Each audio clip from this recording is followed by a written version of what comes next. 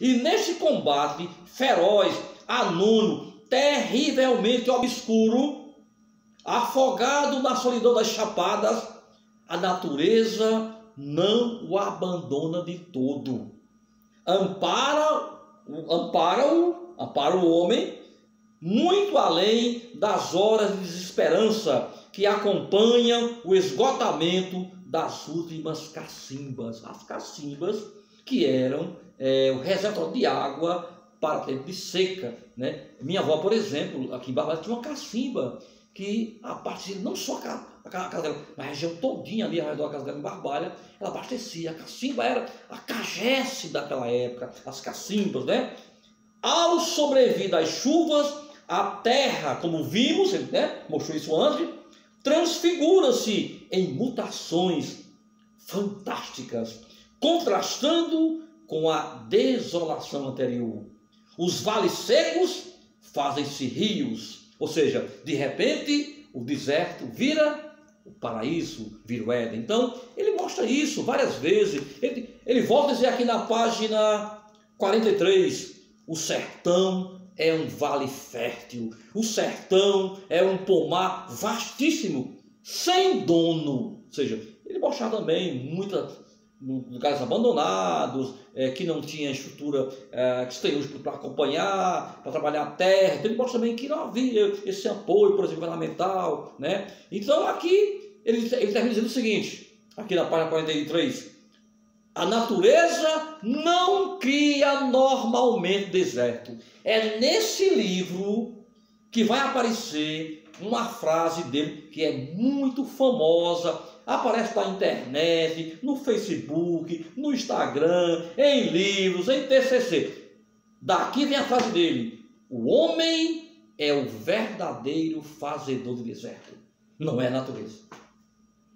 Então, aqui ele já mostra uma concepção, um olhar científico sobre o que ele viu lá na região de Canudos. Ele vai citar aqui a Amazônia, por exemplo, também que vai lá com a Amazônia, né? Enfim, e para terminar, esses trechos que eu peguei para vocês, não podia faltar quem? Uma citação que se referisse aos índios. Segundo a tradição, os caboclos têm muito da tradição indígena, né? Então ele colocou aqui a parte essa hipótese instável, porém o certo é que um complexo de circunstâncias lhes tem dificultado regime contínuo, favorecendo fora mais vivaz. Esboçamos anteriormente algumas. Esquecemos-nos, todavia, de um agente geológico notável, o homem. Para dizer que o homem modifica muitas vezes a natureza para o bem ou para o mal. Diz assim: este de fato, o homem, não raro reage brutalmente sobre a terra, e entre nós, nomeadamente, assume em todo o decorrer da história, olha a frase que eu falei, o papel de um terrível fazedor de desertos. E ele diz, e isso começou por um desastroso legado indígena, que fazia queimadas para poder plantar, né? Então, ele mostra aqui, por exemplo, que alguns costumes, né, vêm dos índios.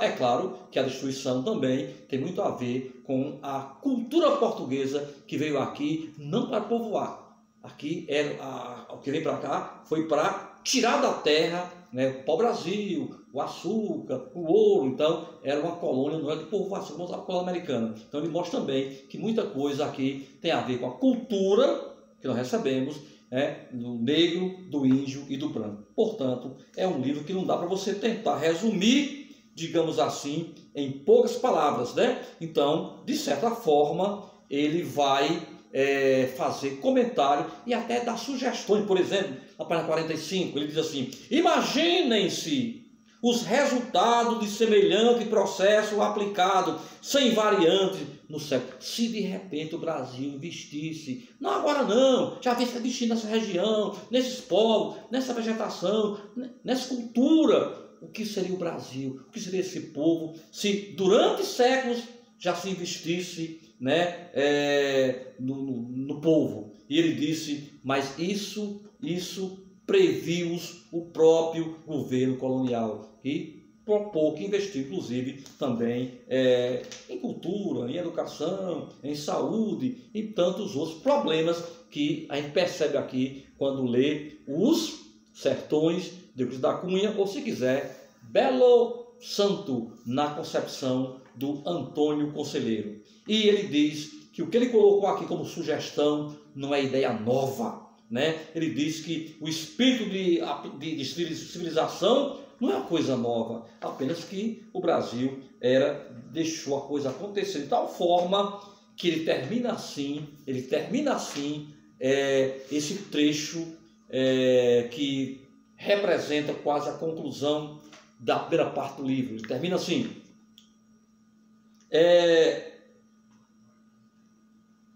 o martírio do homem ali, Canudos, o martírio do homem ali é reflexo da tortura maior, mais ampla, mais abrangente da economia geral da vida. Nasce, porque o caso de Canudos nasce do martírio secular da terra. Então ele diz, nós não estamos vendo nada de novo, nem colocando nada novo, apenas que o país demorou séculos para reagir às secas, às intempéries. E veja aqui, por exemplo, a transposição do São Francisco. Era uma ideia da época do Império e só agora começou a entrar em vigor nos governos Lula, Dilma, Temer e agora em Bolsonaro. Ou seja, é uma coisa antiquíssima, não é nada de novo. Transposição não é nada de novo. Simplesmente o Brasil demora a colocar em prática aquilo que era bom para o seu povo, principalmente as massas sertanejas massacradas pelo abandono do seu próprio país, do seu próprio governo. E eu queria concluir a nossa aula dizendo que o nosso próximo evento vai tratar do homem. Não são mais dois, o homem e depois a luta. Hoje nós falamos da terra, que é a primeira parte, né, a que abre a epopeia sertaneja em prosa chamada de Os Sertões de Euclides da Cunha. E eu queria voltar para o evento da USP, cujo título foi Palavra e Ruptura, a Guerra de Canudos e o Imaginário da Sociedade Sertaneja em Os Sertões de Euclides da Cunha. Estou lendo nessa aula de hoje alguns textos do livro Os Sertões e também do livro Literatura e História na América Latina, organizado pela Lígia Chiappini e Flávio Wolff de Aguiar, né? Então, para concluir, eu vou voltar para o texto que é um olhar de um estrangeiro sobre a Guerra de Canudos e sobre o livro Os Sertões. Diz o texto: partindo da tese de que o sertão, da ideia de que o sertão como terra e como sociedade era totalmente desconhecido e quase inexplicável, os soldados se sentiram num país estrangeiro.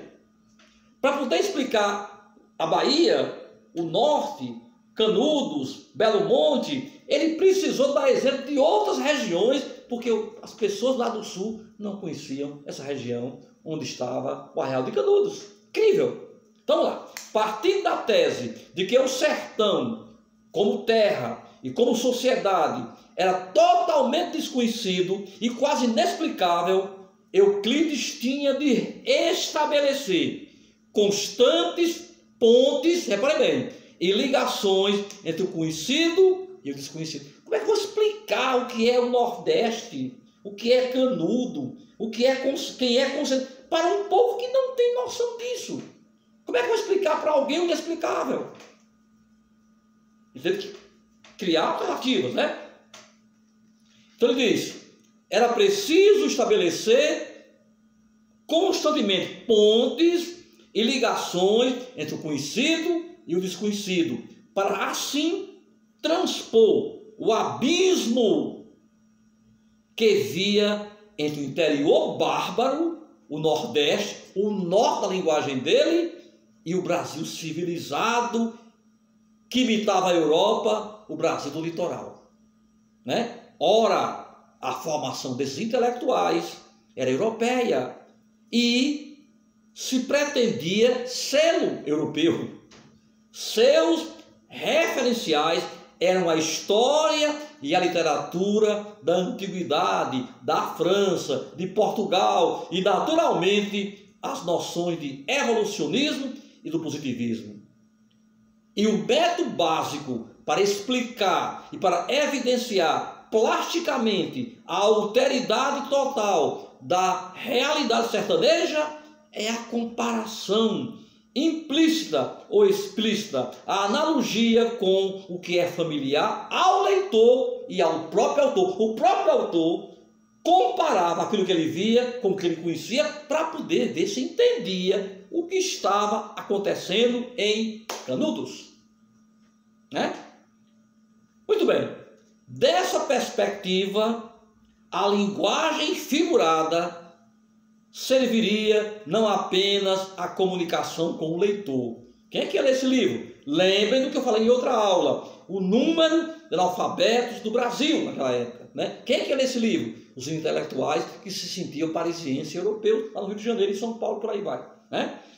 Então esse linguajar difícil de comunicação esclarecedora consigo mesmo, esse linguajar difícil para o leitor é, pelo menos em parte, resultado de uma busca desesperada para dizer o indizível, para exprimir a realidade do interior do Brasil, com parâmetros do litoral, chamado de civilização de empréstimo, né? Porque copiar o velho mundo. Então vejam, para que eu possa comentar os sertões, trazer os sertões para o Rio de Janeiro, para São Paulo, para Minas Gerais, eu precisava pegar emprestado uma linguagem europeia para que as comparações extra-Brasil, extra-Nordeste, para que as pessoas entendessem o que ele estava descrevendo e narrando lá em Canudos, ou em especial na epopeia sertaneja, a Guerra de Canudos. Muito obrigado e a próxima aula, se preparem, vamos falar de o homem, com a famosa frase, o sertanejo é, antes de tudo, um forte, né? E vai ser comparado ao homem do litoral. Ele é Hércules Quasímodo. Um abraço a todos.